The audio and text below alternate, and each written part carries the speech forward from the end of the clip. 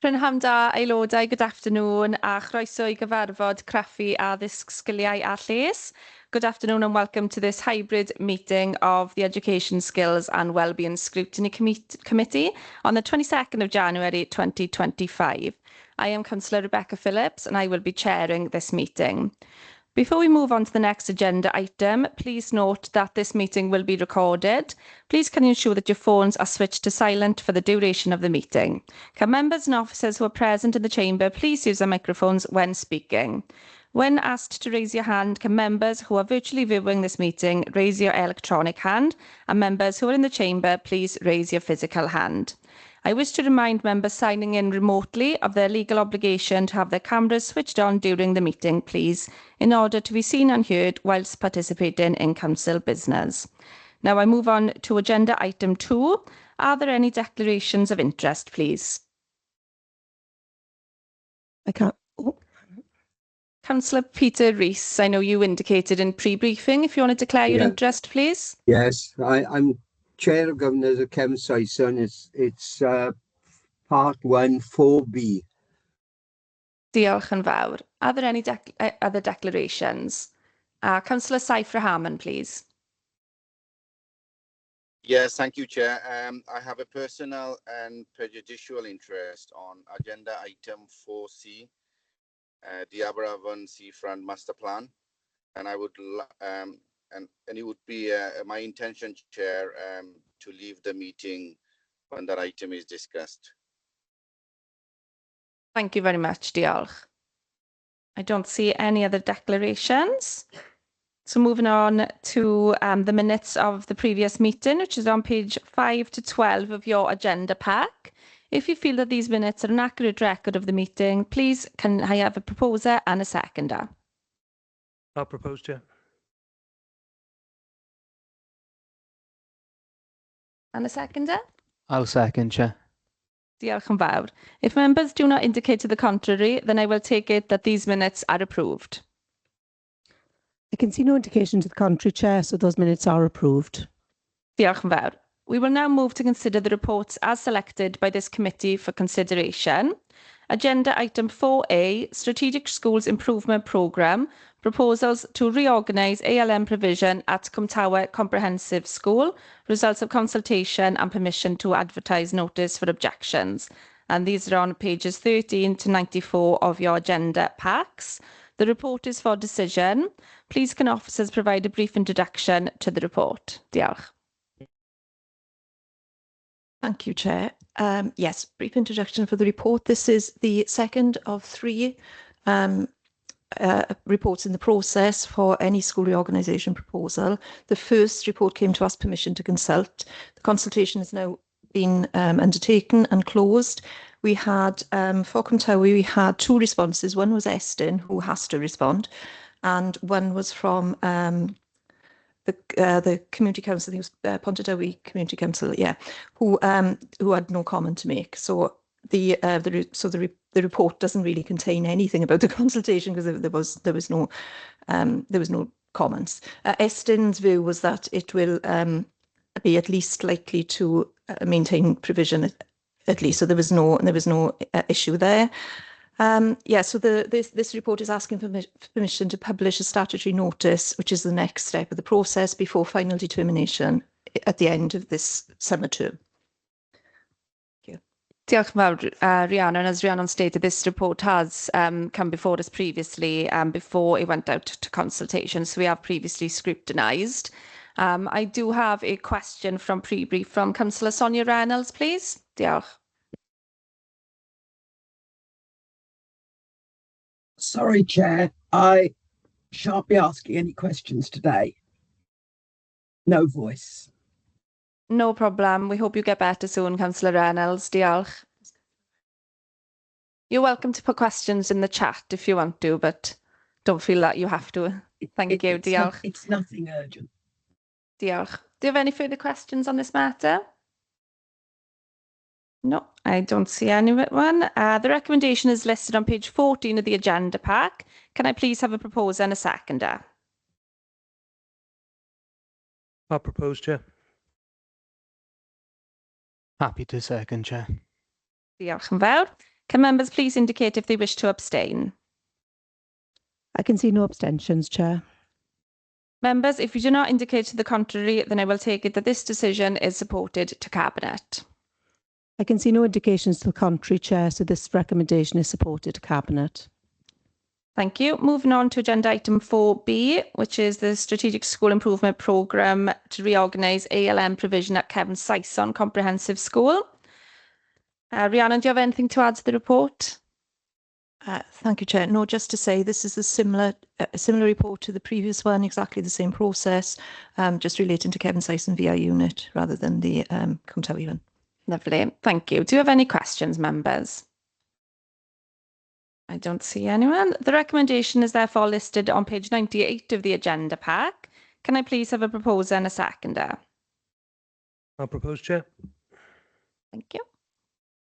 I'll second, Chair. Thank you very much. Can members please indicate if they wish to abstain? I can see no abstentions, Chair.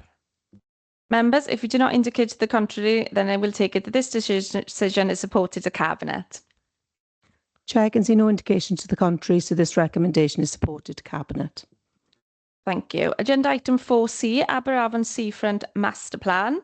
This report is for decision, and I'll now hand you over to Chris to give us a little introduction. Thank you. Thank you, Chair. So I've just shared a copy of the document. Hopefully everybody can see that on screen okay. I'll just give you a quick whip through it, if that's okay.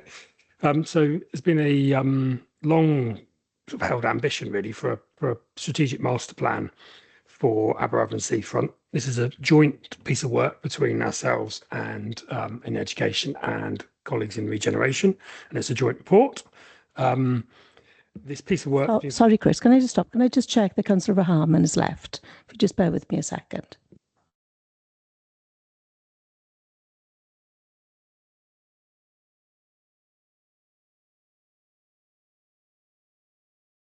Yeah, that's fine. Thank you. I thought I'd done something wrong, said something wrong there.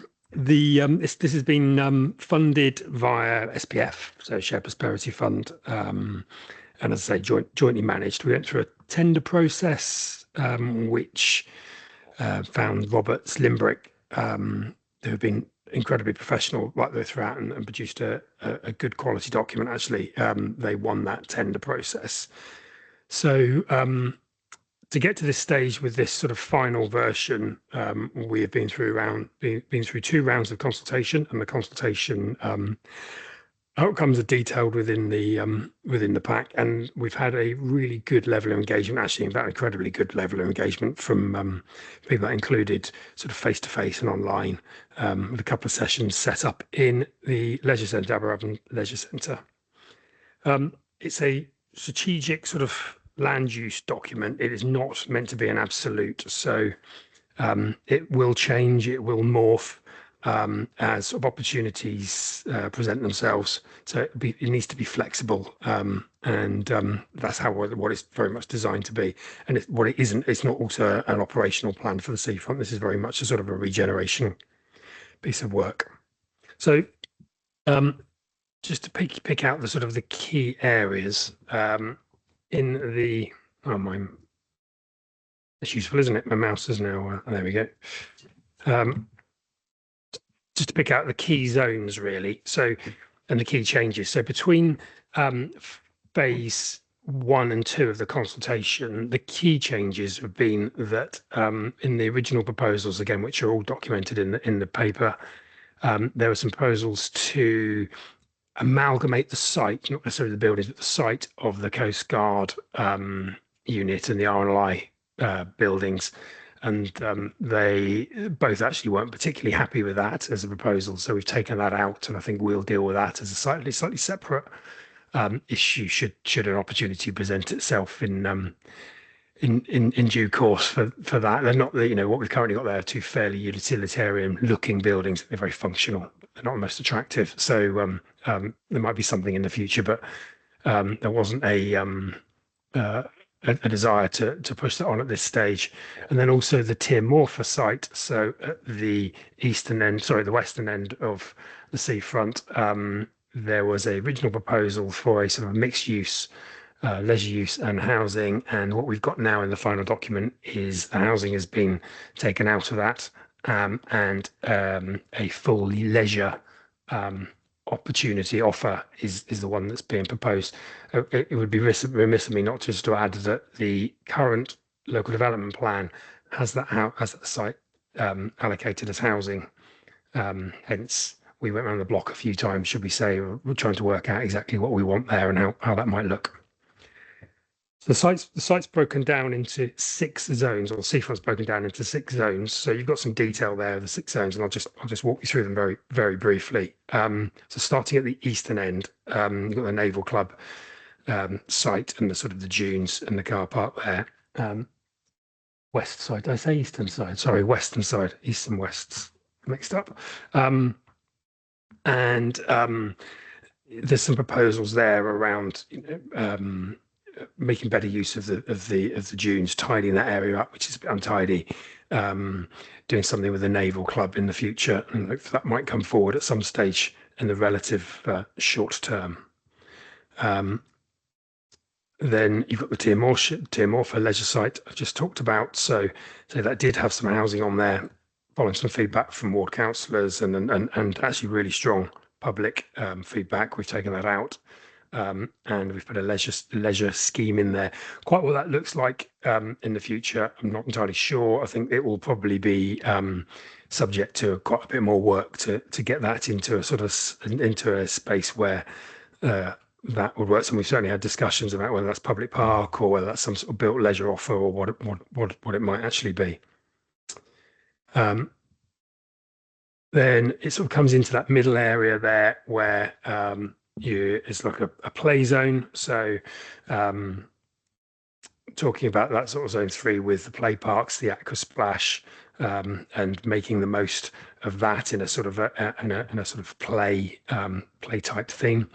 And I should also add there that the proposals here see you can't quite see it on screen and on the non-detailed version, but there is a sort of a cycle route, a fun cycle route along the promenade, which separates the bikes from pedestrians, and then a proper commuter cycle route along the road, which takes that sort of kids with their parents on bikes is one thing. People commuting to work or going from A to B would be on a sort of aggregated cycleway along the road there. What about this bit? Then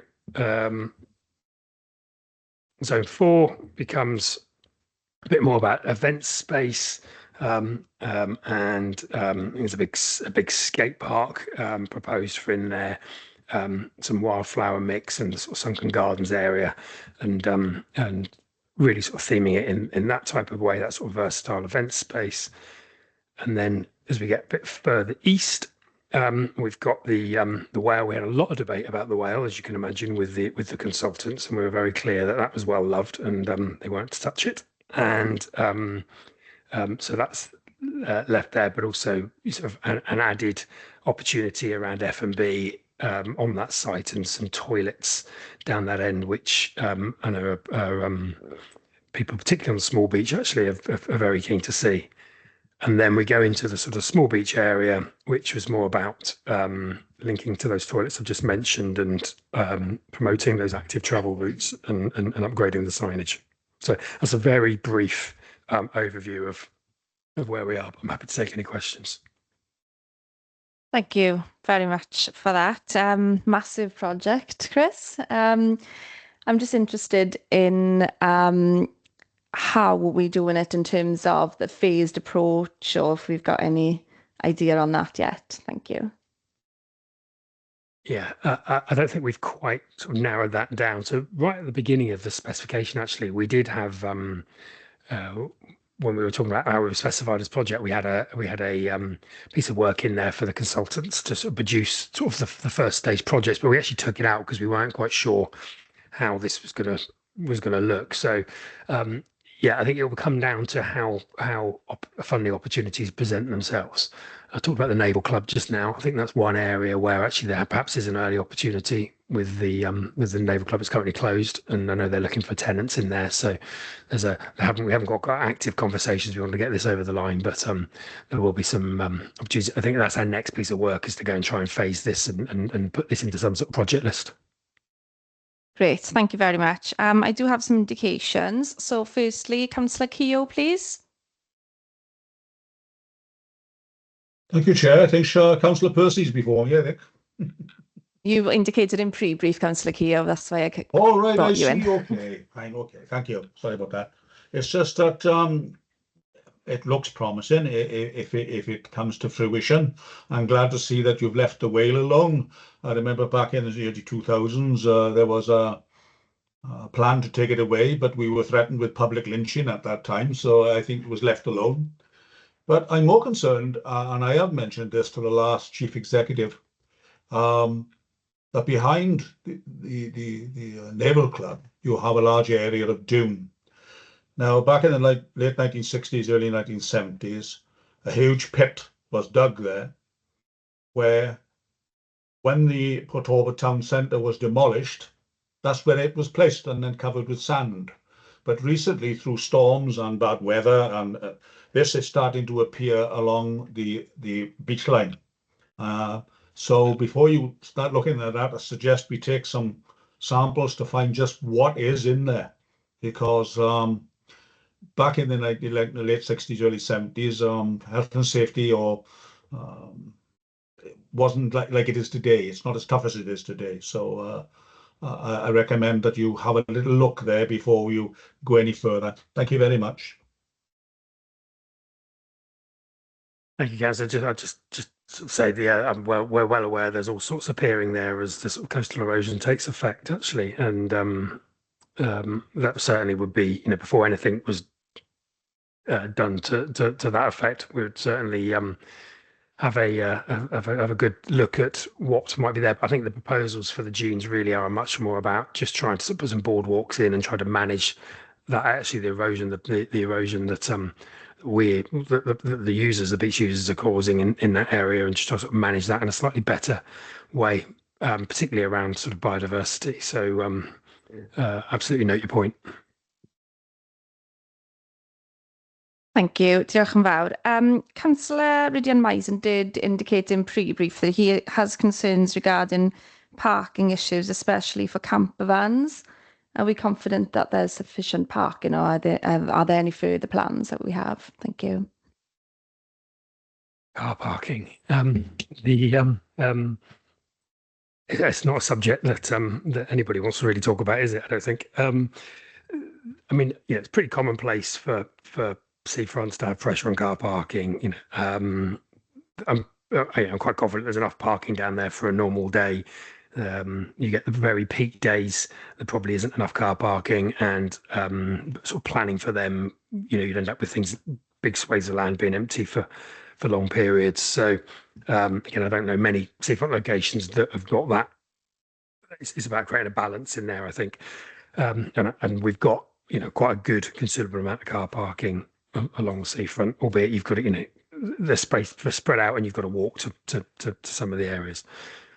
There is a sort of an overview of proposal around car parking down at the zone 1, and potentially for something in zone 2, I think, around the Tim Morpher site maybe, but I think they would require a lot more work to sort of work out. I think operationally they're quite difficult, but they require certain restrictions and certain things, and I think there's probably better opportunities across the county borough actually around camper vans, and I'm hoping to bring one of those forward at some point over the next year or so. But it's not something I would discount, but it's not top of my agenda in terms of project lists. Okay, diolch yn fawr for that. And next I've got Councillor Nathan Goldip-John, please. Diolch. Thank you, Chair. Firstly, I'd like to commend Chris and the team for the report. It is a really thorough report. It's really good, and it's nice to see something positive come to council. Not saying we don't have that all the time, but this is definitely one of those times. I do have just a few observations, maybe not necessarily questions Chris can answer, but just a few observations on the report itself. And Chris, if you can come in, then that's perfect. Firstly, I do think it's slightly disappointing that we haven't included north of Princess Margaret Way in this master plan. Now, I can appreciate that this is a seafront strategy, but the seafront also includes places like, and I know that Cypher's gone off the meeting, but places like Cinnamon Kitchen, the front, the cinema. I think the Four Winds has been acknowledged in here, and those buildings, in addition to some other buildings on the north side of Princess Margaret Way, are inherently part of the seafront. I appreciate that might not change as a result of this, but I do think it's important to note that holistic approach when we come into design and seek opportunities for regeneration on the north side of Princess Margaret Way. So I think first and foremost that should have been included. Secondly, I do mirror Rebecca's points about funding. It's lovely to have aspiration, and we know that times are hard. We don't have an awful lot of money to spend, and if we did, we would do an awful lot more. However, I do worry about getting the public's hopes up. There's no, to my knowledge, and maybe Chris, you can help here, there's no funding allocated to any projects in here. Again, maybe there is, and apologies if I've missed that. But I think it would be good to have an addendum to this document, even outlining or identifying funding streams in which we can bid to, or identify projects within which will be able to be funded through this master plan. Which also, tell me to stop, Chair, if you need me to, which also goes on to a point that I've discussed with the Cabinet member about the housing and the team oversight. I do think that whilst I acknowledge it's been through public consultation twice, it's local members don't want housing, people need houses. This morning I've been on the phone to Titarian, the waiting list is 478 people on the gold band, we're not building houses. And just to ideologically say that we don't want houses on that site, I think is a bit of a misstep, especially when the first option did include a compromise position, in my view. I know we hold separate views, Ken, but the compromise position where you did have that mixed use event space with housing, but I acknowledge those conversations have been had and the discussions have been had with members, and there's not much that can be done there. But I would just like for the record to have my view out there that we need to build houses because people need places to live. And then finally, and again, sorry, I did say I had a lot to say. And finally, just on the point of access, again, coming on to Councillor Misen's point, it's not people don't just access the beachfront by car. People access it by bus. And I'm sure some people would probably like to access it by train if they could possibly, or tram. Now that's aspirational, I appreciate that, and we haven't got hundreds of millions of pounds to build a tram down to the beachfront, even though I'd love to. But what are we doing for those other modes, not just people driving there? Thank you.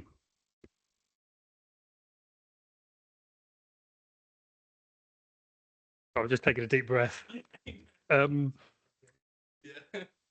So in terms of that, the first question around, or the first point around the north side of the site, we did toy heavily, discuss heavily actually amongst officers as to whether that was something, what was the red line boundary around the site and how we do it.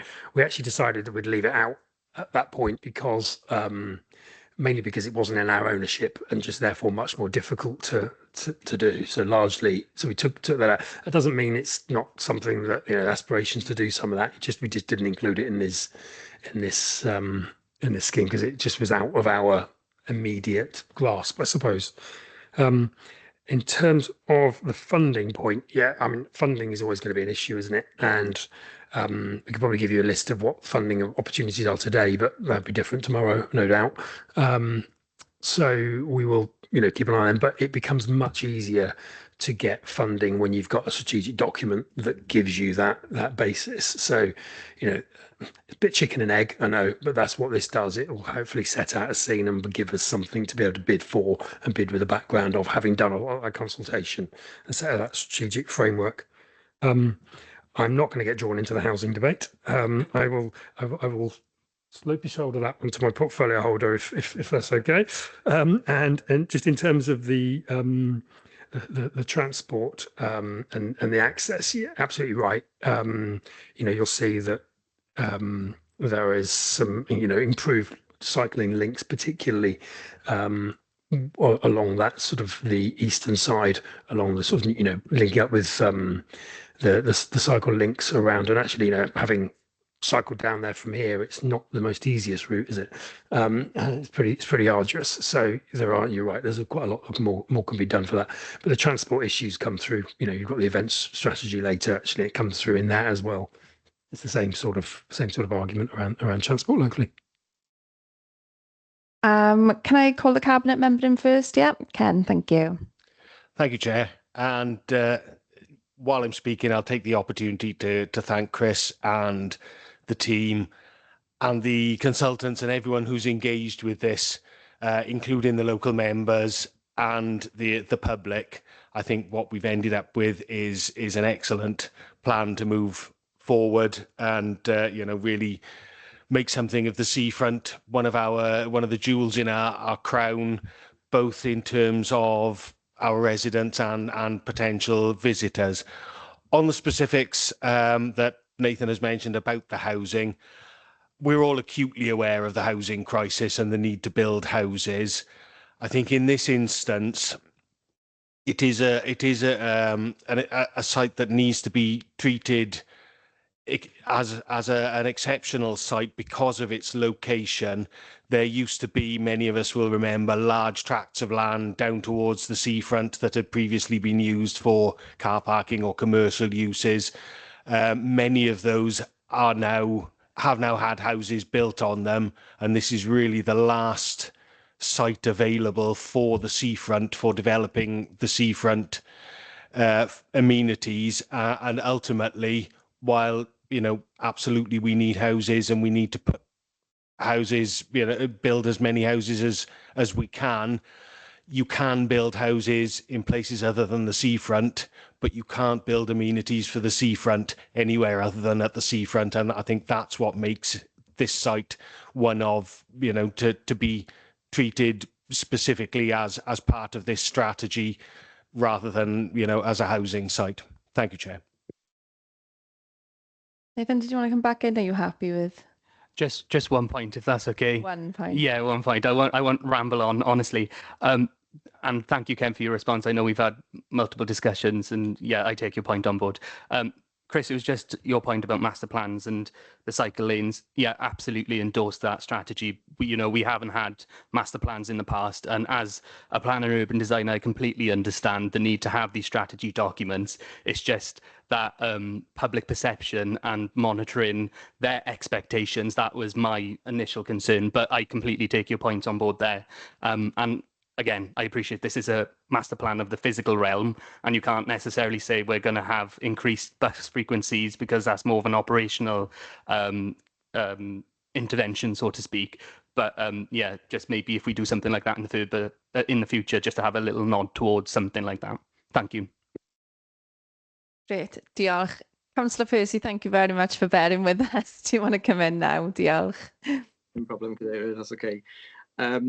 Yeah, as one of the local members for the seafront, and I'm sure people will expect I've got a fair bit to say on this one. And I think I'll just pick up first on Chris's point about this being a long-held ambition, and that is definitely true. The last master plan was completed in 2005, so this is the first one in 20 years.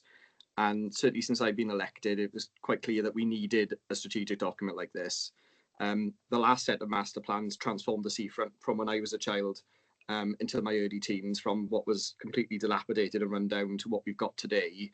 And since then, a lot of activity has happened, and our retail colleagues have done a lot down there. It's been disjuncted, and we've missed a lot of opportunities. So, the ball has been rolling on this for quite a while, and actually, Chris being appointed into his role and his role being created was actually part of the precursor to this master plan happening, and I think it's just worth having that context, isn't it? Just in terms of the plan itself and the process that we've been through on this, You know, we've had a fair bit of engagement with the consultants as local members, and as Chris mentioned, there was a community consultation too, and it is reassuring that a fair bit of that feedback from both us as members and the community has been taken on board, and I certainly welcome the revisions to the plan as a result of that. In particular, some of my feedback in terms of what's included within Sandfields East. But I think, you know, as other people have acknowledged, and this is the start, not the end now, isn't it? So now we've got the plan. This starts the ball rolling on being able to seize those funding opportunities. And I'm certainly looking forward to seeing our project list as we develop it. I think the one thing I do want to stress, though, is the things that other members have picked up, which are maybe slightly outside the plan, but it's the operational things that actually will come to the fore and be more of an issue if we do realise the ambitions in this plan, because it is ambitious. And the committee members will be looking at the events strategy afterwards too. And actually Aberavon Beach was the most popular choice that the public suggested for additional events. So, you know, we've got ambitions for the seafront within this master plan. We've got ambitions within our event strategy as well. And all of that is going to show up then the operational issues which we do need to address. And I am going to just reference a couple of those now, because as a council we will need to pick them up somewhere. And Chris has the difficult task of having responsibility for the seafront without any operational control over it or budget, and that's a problem. The management of the seafront is heavily disjointed across lots of different departments. And there is no dedicated management resource, and that's stark contrast to Margam Park, the Knoll. Our town centres have managers as well, so we do need to think about, given the amount the seafront contributes in terms of our tourism strategy, in terms of events, in terms of visitors and for residents, how much longer we can continue, how sustainable it is to continue without having a management resource to pull that together. And that's shown itself up in other areas as well, such as maintenance. And that'll be a big thing in terms of this plan. If we start making transformations and doing more things down there, it'll be fantastic. But we currently don't have a maintenance budget for the seafront. And we identify problems and they don't get solved and they don't get addressed because actually nobody will pick them up. So that also needs to be addressed at some point. And then the transport one is a big one. And other members have picked this up, and Chris has too, but I'll add my 2p as well. It is a critical thing in terms of the summer, and we're already at peak capacity on a sunny summer's day. So any additional events, any additional attractions will have no net benefit if we can't get people down there. And we need to consider how we're going to look at public transport being one key thing. And I know the plan does put in infrastructure for buses, which is fantastic because we don't have enough bus stops down there to actually run a service at the moment. But things like a park and ride, we seriously need to take consideration of if we're going to host events down there and if we're going to generate more revenue and we're going to bring more people. And I appreciate all this is operational, but someone has to pick this up. And at the moment, because of this disjointed nature, education haven't necessarily taken on any operational responsibility for the seafront under Chris, and all the operational stuff is spread around mainly the Environment Directorate at the moment.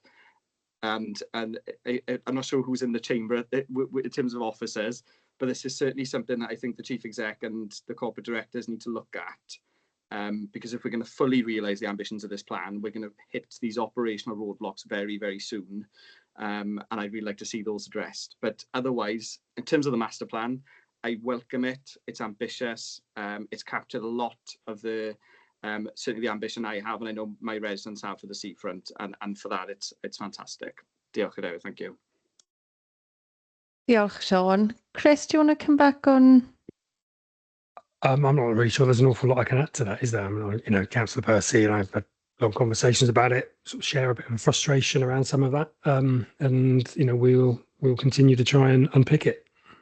Yeah, thank you. Diolch yn fawr, and thank you to you and your officers for all your work on that. The recommendation is listed on page 178 of the agenda pack.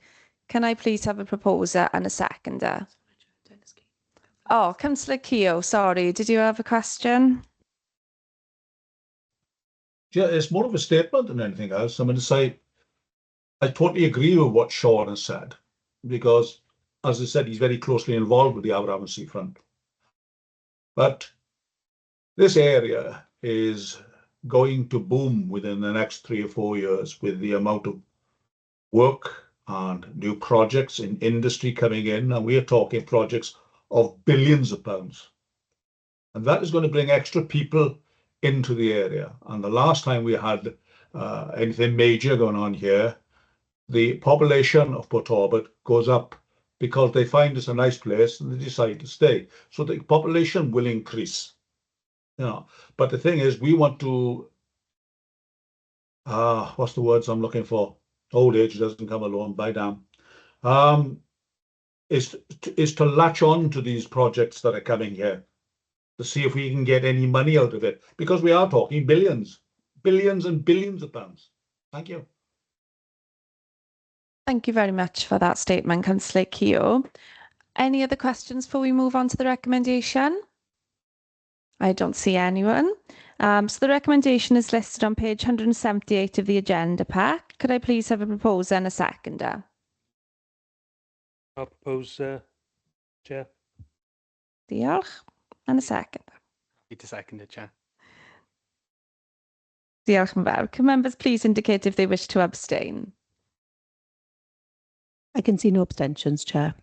Members, if you do not indicate to the contrary, then I will take it that this decision is supported through Cabinet. Diolch yn fawr. Chair, I can see no indications to the contrary, so this recommendation is supported to Cabinet. Thank you very much. Diolch.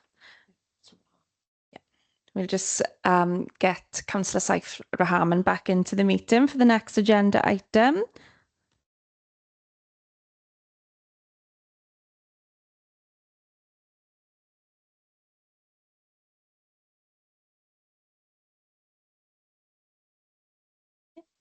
Right, and all, Councillor Rahman, thank you very much. So the next agenda item is the Neath Talbot Events Strategy.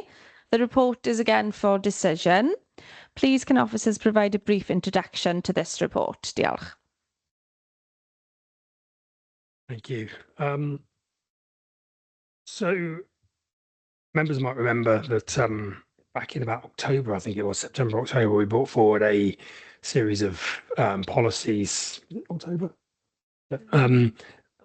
August. And the latter end of 24, it all goes through quickly, doesn't it? We brought a series of proposals around formation of an events team and some policies to back that up. That events team, the recruitment's now complete. Staff haven't quite started yet. And new policies due in place for April 2025. So really to sort of give that some shape. Again, this is another SPF funded project, and it just shows you how important the SPF funding has been for some of these things. We wouldn't be able to do the seafront master plan or this without it. This is a sort of an event strategy that we had commissioned to really try and shape what our priorities will be for events and festivals across the county borough over the next few years, and try to give us a bit of an action plan, actually. So this does have an action plan within it over 10 years or so, broken down. It's quite ambitious. I sort of say that with a slight gulp, sort of like, crikey, okay, well, we've got to deliver this now. We've got some good staff in place, or we'll have some good staff in place, and we're confident that we'll be able to make really good inroads into doing some of this. What we do know is we've got really ambitious events infrastructure through people out there, companies and volunteer networks that are wanting to put on events and festivals, and they've been engaged throughout this, we're already sort of starting to make inroads into doing some of this. So, and Carly here will take any awkward questions on the strategy. Great, diolch yn fawr. Thank you. I do have an indication from Councillor Nathan Goldif-John, please. Yeah, just one question, and hopefully it's not too painful. Just a general indication, if this strategy was implemented in full and we met the most aspirational aspects of it, and we managed to put on all of these events, do we have a rough understanding or idea of what revenue would be generated from these events and what the cost is to put them on, and just the costs associated generally, please? Yeah, we do, in terms of understanding revenue generation as a result of our own events, so events the council organises themselves, but also in terms of revenue generation through third-party events taking place on our land. That's all been modelled up as part of the implementation of the events policy and the Invest to Save proposal, which came about to fund the events team in the first place. So that's all modelled over the next 3 years. What we're in the process of doing at the moment is, when we're approached by larger events, is kind of testing the market a little bit. We know what other local authorities and other national parks, for example, all charge for certain things on their land. It's finding the right balance for what that can be charged on our land. What we don't know necessarily, although we have good links with event organisers to understand the true cost to them, in terms of holding events themselves, not organised by the council. We know those costs are increasing, specifically in meeting some of the health and safety legislation. We know that cost is likely to increase again as a result of the introduction of Martin's Law. So it's a case of supporting the sector through that. And again, SPF has been able to do that in the last year by offering support through the Heritage, Culture, Tourism and Events Fund. We hope to be able to continue that kind of support for the sector in future, whilst also helping to support some of the more voluntary level events and help building on their existing skill set to make the sector a little bit more robust in how they can hold their events in future, whilst minimising some of those costs. So in addition to, so we're not looking to deliver everything in this plan ourselves. I think that's a really important point. It's about working with the event sector, because we're still a small team as well. It's about facilitating and bringing investment into the area, not just doing things ourselves. And we're looking to support. And that's why it's important to have an event strategy, is to show that we are out there and we're in the business of supporting the sector going forward and where we want to be in 10 years' time. No, yeah, thank you, Carly, and I appreciate the response. Definitely, again, another really, really good report, I think, and again, another ambitious one at that. It might be useful if we could have a chat maybe offline, just to understand that modelling a bit more. I just want to understand that a bit more, but I take on board everything you said. Thank you. Yeah, the modelling for the team, that was included in the board report that came to Cabinet and to Scrutiny as well in, I think it was August, maybe in beginning of September. So it's really full details in there about the cost and income. It was all examined by finance as well, and kind of triple tested to make sure that it stood up. So happy to have a conversation about that. I would say have a look at the report first. If there's any questions outside of that, happy to answer them. Thanks again for that, and direction to that report. We see so many, don't we?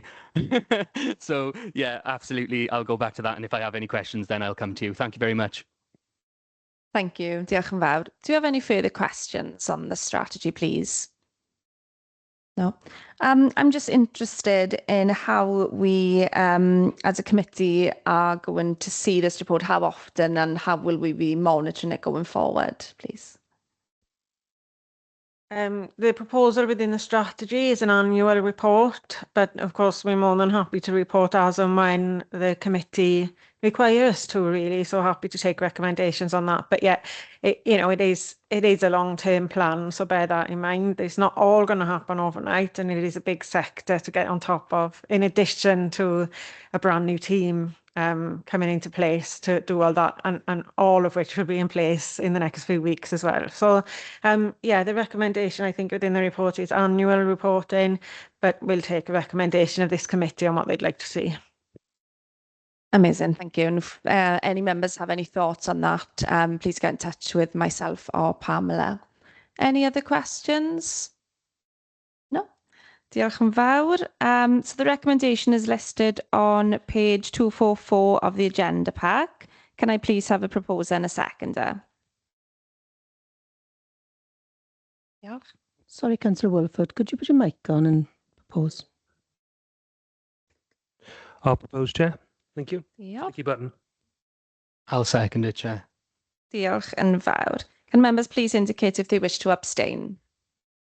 I can see no abstentions, Chair. Members, if you do not indicate to the contrary, then I will take it that this decision is supported to Cabinet. Diolch yn fawr. Chair, I can see no indications to the contrary, so this recommendation is supported to Cabinet. Thank you.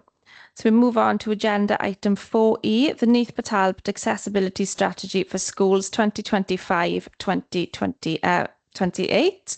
The report is for information. Please can officers provide a brief introduction to the report? I think we've got Hayley online. Diolch, Hayley. Yes, diolch. Thank you, Chair. Members will note from the report that the LA have a duty to prepare accessibility strategy for children and people with disabilities. This is a draft strategy and it complies with Welsh Government. It sets out the approach Neath and Talbot will take to increase access to education for children and people with disabilities. So we're currently coming to the end of a consultation period which will close online on the 28th of January. The draft that we're putting in front of you reflects the consultation undertaken to date with pupils, parents, school leaders and professionals so far. We've got Alison Harris on the call, who's worked on it with one of our head teachers. We've got an action plan as well, which reflects the consultation to date, and we're continuing to monitor responses as they come in, but there are some key themes here that we've identified.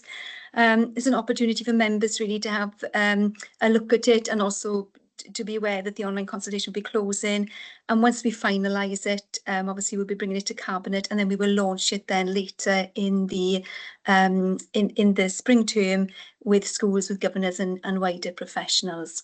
And happy to take any questions. Diolch, thank you. Diolch yn fawr, Hayley. Thank you. And it's great to see a wide consultation on this as well, which is obviously really important. And I know changes are being made while the consultation responses come back. So I'm really pleased to see that. Do we have any questions on this item? No, I don't see anyone. Okay, so the report is for noting. So we thank officers and we'll note the report. Diolch yn fawr. So we move on to part 2 of the agenda, agenda item 5.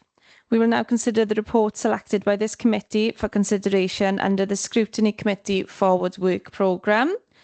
Agenda item 5A, the report is for information, which is the impact of the support by case assessment and progression team. Can members please provide a brief introduction? Diolch. Yeah, thank you, Chair.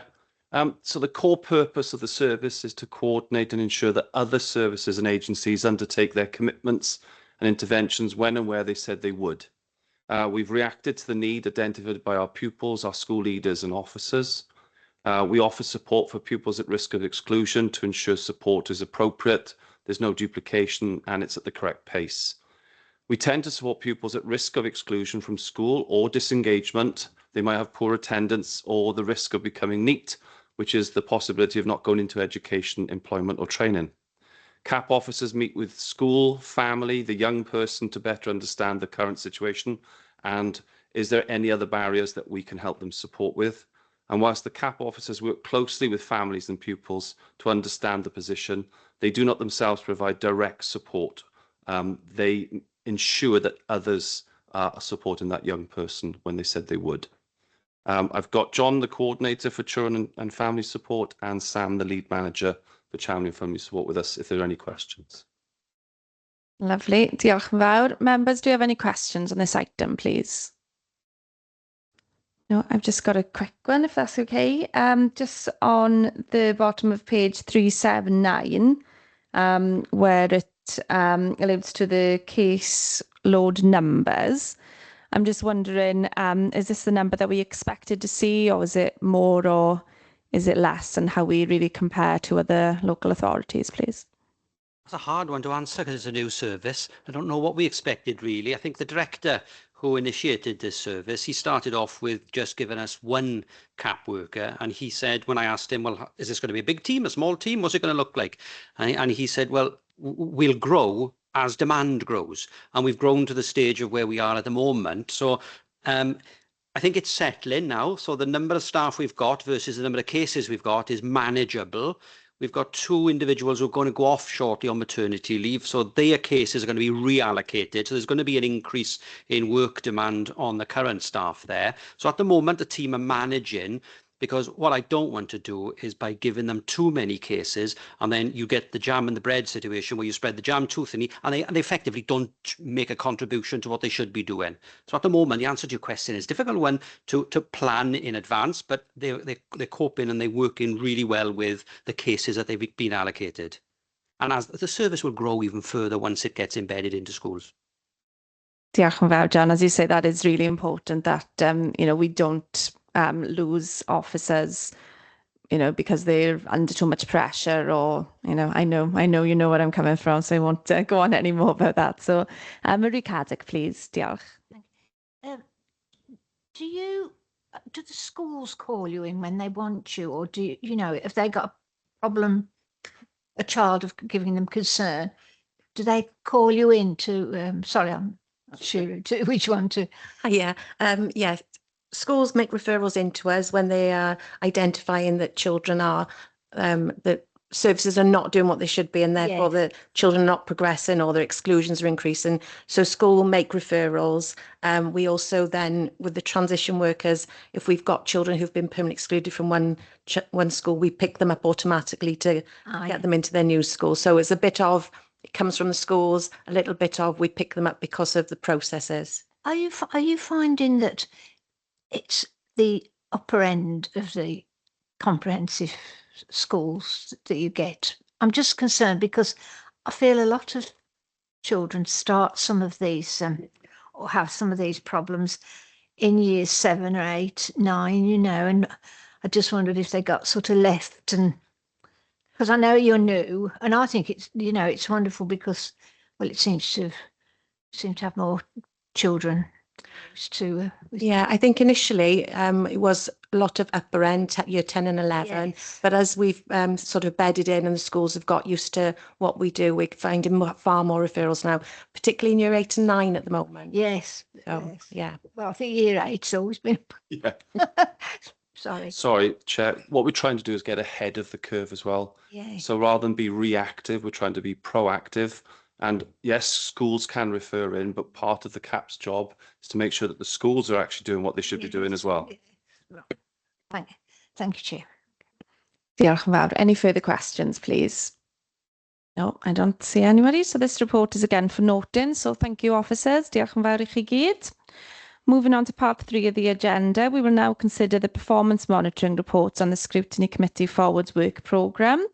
Agenda item 6A is the Welsh Public Library Standards. The report is for information. Can officers please provide a brief introduction? Diolch. Thank you. It's me again. So the this is a sort of a statutory submission that we make to Welsh Government around Welsh Public Library Standards. It's here for information. You'll note from the report, I think there are 13 core entitlements or core entitlements that we meet all of them. And then there are sort of 12 quality indicators of which we meet the majority. I think there's 3 that we don't meet. Staffing, reading materials and opening hours. To stay on the staffing side of things, I don't think there's no authorities in Wales that meet that one, and the other 2 is about 50% of authorities in Wales that meet them there or thereabouts. So overall, it's really consistent actually with previous submissions, previous assessments, and it's really good. I think anyway, it's a really good indictment of what the library team are doing. Thank you very much, Chris. Diolch. Members, do we have any questions, please? No, I don't see anyone. Just to say that obviously we really appreciate the work that all the staff do in the library service. It's a really valuable resource, I know, to all our communities. So I'd just like to thank them for their work on that. Diolch yn fawr. The report is for noting, so we'll note that report. So moving on to go through the Cabinet Forward Work Programme. Pamela, have you got anything to add? Diolch. Thank you, Chair. So just to go through with members some changes to the Cabinet and Scrutiny Forward Work Programmes. You'll have sight of the Forward Work Programmes in your agenda pack. There are 2 reports that have been removed. The first one is the family support in the early years, an overview of the family support provided by the Early Years and Flying Start Family Support Team. That's been removed from the Forward Work Programme for the 6th of March. There will be an all-members seminar on the 10th of March, which will cover the same information as would have been in that report. So members are encouraged to attend the all-members seminar, and if there's any questions following that, we can reprogram a report in the new civic year. The second report was the Early Years and Flying Start Childcare Report. It's been removed from the 10th of April Forward Work Programme. This information was provided as part of the Flying Start Expansion Phase 3 report that has already come to scrutiny in December. And both those reports have been removed in consultation with the Chair. Moving on to the Education, Leisure and Lifelong Learning Directorate Improvement Plan. That has been moved to the 6th of March. And then also on the 6th of March, the Pontardawe Swimming Pool Feasibility Study. The Chair's agreed that we will have a verbal update at that meeting on the feasibility study. For the 6th of March, we've also added the Corporate Plan Q3 Performance Monitoring Report. Moving on to the 10th of April, in agreement with the Chair, the following reports have been added to the Forward Work Programme. Education Development, Local Authority Education Grant Spending Plan for 24-25 and a Period Dignity Report. And in the new civic year, we will be having a report on the overview of the Families First programme, and that will be programmed in the next civic year. Sorry, there was one more report that I missed. It was on the 19th of March. A report has been added to the Cabinet Forward Work Programme for the Erith Eisteddfod, and the Chair has indicated that she'd like a report to come to scrutiny, so that will come on the 6th of March. So unless members have got any other things they want to raise on the Forward Work Programme.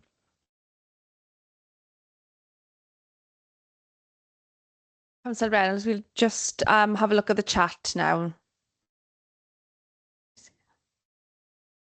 Councillor Reynolds has asked why there's only a verbal report on the pool feasibility. Yes, diolch. Because we will be part way through it at that point, and we won't have exhausted that process. So obviously, to get the reports in place, they've got to do this sort of 6 to 8 weeks before it comes here, and we will not be in that position. So hence, we can either wait until we're in that position, which is going to be sort of May or June probably, or we can have a verbal update, and I imagine you probably want both. Correct. Yeah, I know obviously Pontardawe swimming pool has been raised by members on numerous occasions, so I thought rather than wait, it's better to have a verbal update rather than nothing at all. So that's the decision we made there. Okay, thank you, members. Diolch yn fawr, and if there's nothing else, then I will now close the meeting. Diolch yn fawr i bawb. Thank you. Councillor Reynolds has got another message. Let me just read the message. Councillor Reynolds has asked, we've also been asking to meet with the Celtic Leisure Board. I don't remember that one, if I'm honest, but I know we have said we would bring Celtic Leisure Chief Executive to scrutiny and improve that relationship and those reporting, while we're just sort of tidying up the legal documentation around the 5-year extension. Actually, we have taken the opportunity to tidy that up and make that really clear. And in terms of that, Celtic Leisure are in the middle of the recruitment for a chief executive officer at the moment. So once they're in place, I'll have that conversation with them and make that really clear and bring that forward at that point. I don't remember a meeting with scrutiny or the board, mind you. Okay, diolch. Councillor Reynolds, do you want to? Sorry, there's another chat, I think, is it? Councillor Reynolds has just put in the chat, sorry. Can we schedule that in, please, at the earliest opportunity? Yeah, Pamela, can you make a note of that? Is that okay? Yeah, lovely. Thank you. Okay, if that's it for this afternoon, I'll close the meeting. Diolch yn fawr i chi gyd. Thank you. Safe journey home. Diolch.